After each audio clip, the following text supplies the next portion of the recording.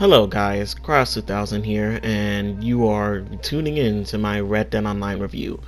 And Red Dead Online has had a problematic release, but people seem to be forgetting that it's in beta and is in much better shape than GTA Online was during its release, when it was not released as a beta. That being said, Red Dead Online still has a lot of issues that really detract from an otherwise positive experience. I'll be talking about these issues in detail in this review, as well as giving an overall rating for the game.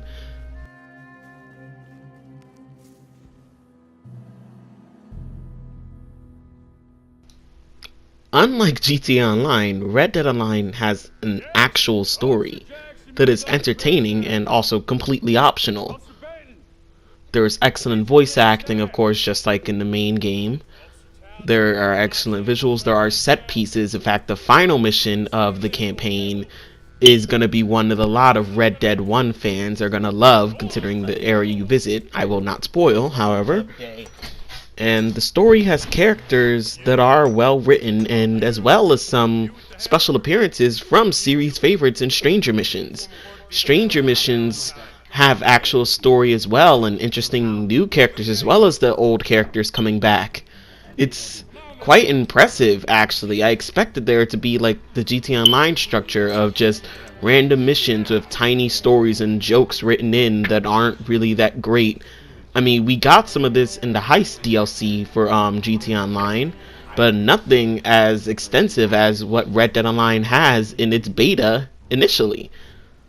It's great. However, I do have to add a disclaimer. The story only has about 8 missions, which is not great, but judging on how Rockstar has handled their online in the past with GTA Online, there are going to be way more story missions added in the future. Good day, gentlemen. Continuing on with the story, if you hated the mission structure in the single player, then you will hate the story missions in online. There's a lot of horse riding between segments that is sometimes done, thankfully, in a cutscene. But other than that, the shooting, fishing, and hunting are also exactly the same from the single player, as expected. And if you had an issue with the shooting, personally I didn't. I like Rockstar's auto-lock feature. It makes you feel like a badass, it's more cinematic, and it works for gameplay. But if you are one of those people who prefer to play in free aim and prefer that kind of GTA Online lifestyle, it is definitely less supported in this game in GTA Online. I often free aimed in GTA Online as well because it was also a different way to play. It felt different. It allowed for a more difficult experience if you were getting too good at getting the perfect headshot off the auto lock. But in this game, it is admittedly harder to free aim. It feels a lot more stiff than in GTA Online somehow. But then again, the lock-on aiming has been improved from GTA Online. Very rarely do I ever have the situation where I try to lock onto an enemy in front of me and end up locking onto an enemy 8 miles away on top of a mountain that's nowhere near being shot. I rarely have that issue in this game. And I also rarely have the issue in any online match or any online altercation where you will kill somebody, but then they'll kill you and they'll come back to life because the game lagged and they won't be dead. I've only gotten that once so far, and that was because my internet had shut off from a storm at that moment. But rarely do I get that issue anymore. So I feel as if that's worth noting. And even though this clip does not do it justice, considering it's in the very beginning of the game, the wardrobe customization in this game is just as extensive as GTA Online's, even in the beta state that it's in. There are a lot of options, and sure, some of them may be locked up behind ridiculous pay gates, which we'll get to in a later segment of the video. It's one of the huge negatives of this game that everybody has been pointing out, so I'll try to spend a short amount of time on it.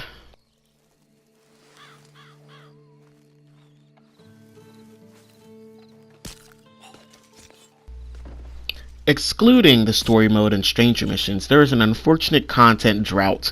Currently, we have free mode events, race series, showdown series, and the showdown large series, which is just showdown but with 36 players, I believe. Free mode events are entertaining enough. However, I've only been able to encounter 2 events: King of the Castle, which is King of the Hill, and a horse possession event that's name is escaping me, where players will have to go on a certain horse, and the person who has the most time on the horse, and or the person who makes it to the end of the racetrack that you're going down with this horse wins. And the Showdown series are full of modes with relatively interesting changes in the formula of a classic deathmatch. Like name your weapon, a mode in which the weapon you use, the difficulty that it takes to use it, determines the amount of points you get per kill. So a tomahawk, I believe, gives you 7 points per kill, but killing with a carbine repeater or a bolt action rifle, which are both incredibly easy to kill with because of their accuracy, will only get you 1 point. And then you also have Most Wanted, which is just like either a free mode or Death Note's actually free for all, I believe, where whoever's top on the leaderboard gives you more points. So it kind of gives you this hunting, not hunting, but a hunter aspect, as you just look for the person who's higher on the leaderboard to kill in order to get up on the leaderboard yourself and potentially win. And the only difference in modes between Showdown Large and the regular Showdown series is there's a Battle Royale mode in the smaller Showdown series that, even though I hate Battle Royale games, I have nothing against Fortnite or anything like that, but I genuinely don't like Battle Royale games. They're just not fun for me. I'm having a little bit of fun with this one. I still prefer not to play it over any other mode, but there's a huge stealth aspect to this Battle Royale mode. And I'll have gameplay in the background for it, but a lot of it is sneaking around, which makes it boring to look at when you load into a Showdown series and you're in the game that's playing is the Battle Royale mode and you have to sit for about 15 minutes waiting for the game to finish. But when you're playing it and you're in that thing and things are so tense, and whenever enemies are near, your controller starts vibrating like a heartbeat, it really makes it fun even when you're not doing anything. And it gets rid of the whole running around searching for weapons things I hate about Battle Royale, because you get a certain weapon, it's either throwing knives or bow and arrow. And for me, it just really works well. I mean, it's still a Battle Royale mode. I'd rather play anything else. But in the chance that I get that in the Showdown series, I'm not at all upset with it.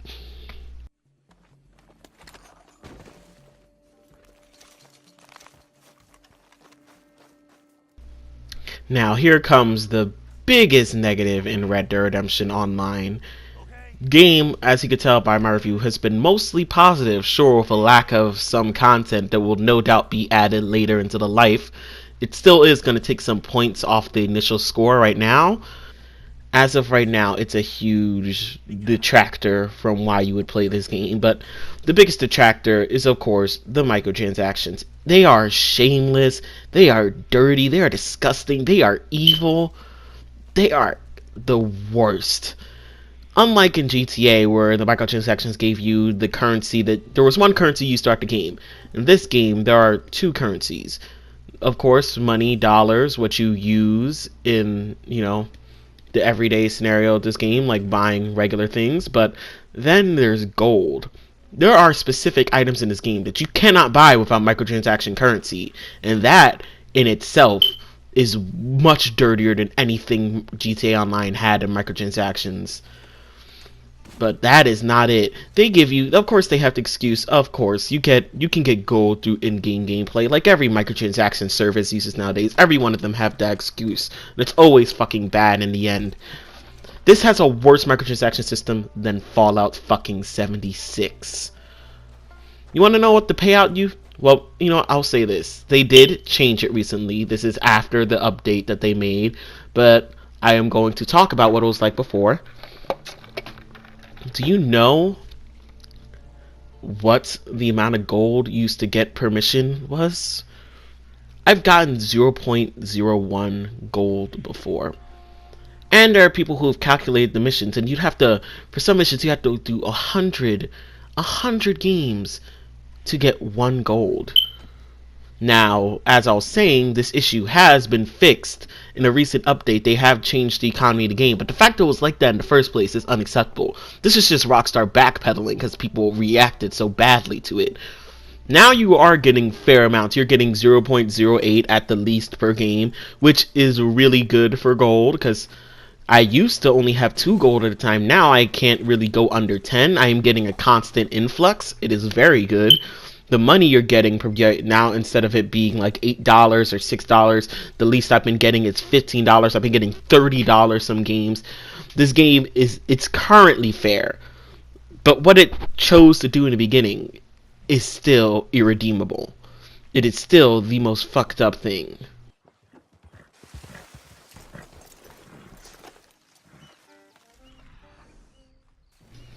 Now, before I get into the overall score I'm going to give this game, I need to add some not really little things, but in terms of bugs, glitches, technical issues, the game is mostly fine.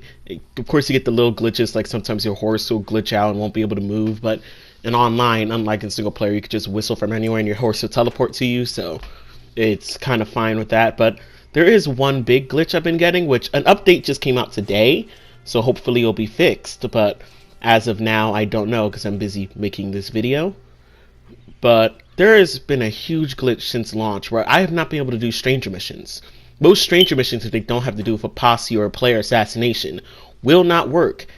And like I said, the stranger mission writing and the story mode writing are so good. They have a genuinely good story, so I'm missing out on content. And to be honest, I'm a little pissed. Like, the first time when I went to Bonnie McFarlane, I was just like, oh my god, Bonnie McFarlane is in this game. And I just wanted to go, oh yeah, I forgot, I'm not spoiling. My first incident was when there was a character from Red Dead 1, and I was really excited to see that character. And I got the quest, and no quest markers, no anything would show up. No markers on the map would show up at all. I was, okay, there's a glitch. Maybe if I come back and go back into another session, I'll be able to do the mission again. Only no, once you start a stranger mission, it doesn't matter what happens, it's done. You can't do anything past that. It's incredibly broken.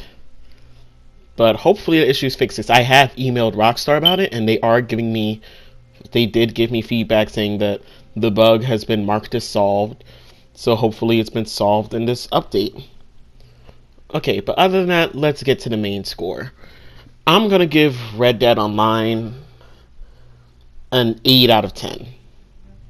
It is fundamentally good, but the lack of content right now, the microtransactions, and this big glitch I'm getting, but it only seems, even though I posted a video on my channel, people said they were getting it, I've never seen any mainstream publication on YouTube actually mention this glitch, so I think I know it's a fairly rare glitch that not everybody's experiencing. So I'm not sure if I should detract points because it's something only me and a few others are having an issue with. But because of the shameless microtransactions, which would have been off 2 points if they had not fixed it, but just because it was there, it still deserves points off. But because of the shameless microtransactions and the fucking lack of content, it's an 8 out of 10 for now. The score may change in the future, and I will let you know in a future video if the score does change. But to be honest, I don't think it will for a while, until they add more missions, more game modes, and until in my opinion, the gold currency just needs to be taken out altogether. Until that happens, I can't see Red Dead Online being anything above an 8.5 out of 10. But as of right now, it has an 8 out of 10. So that will be the end of this review. Thank you for tuning in, if you did tune in. And I will bring reviews up later for other things. It's really my first real foray into YouTube right now. So of course I have a lot of videos on my channel, just a lot of them are privated because they were from freshman year of high school and they are very cringy. Just to give you a heads up, I am in college now, so that was a very long time ago. But I'm planning on releasing content regularly on YouTube. Reviews, I have an Assassin's Creed Odyssey review I've been writing the script for a while. As you probably tell, this isn't the most scripted review. I really have just one index card full of script notes on things to mention for this video, but I have a full-on 3-page script written for the Assassin's Creed Odyssey review, so it should be much more professional and much more well done. And I will try my best with the editing, but I only have SHAREfactory, and the editing can only be so good with that. But other than that, I'll see you later, guys. Oh, also, Red Dead Redemption 2 review will be coming out soon, because in my opinion, the online score and the single player score should be separate. They're separate beasts entirely. One does not affect the other. My experiences in Red Dead Online do not at all affect my very positive opinion on Red Dead Redemption 2. But other than that, I will see you guys later in another video. I have no upload schedule, so it might come out from a month from now, from a week to a month. I'll see ya.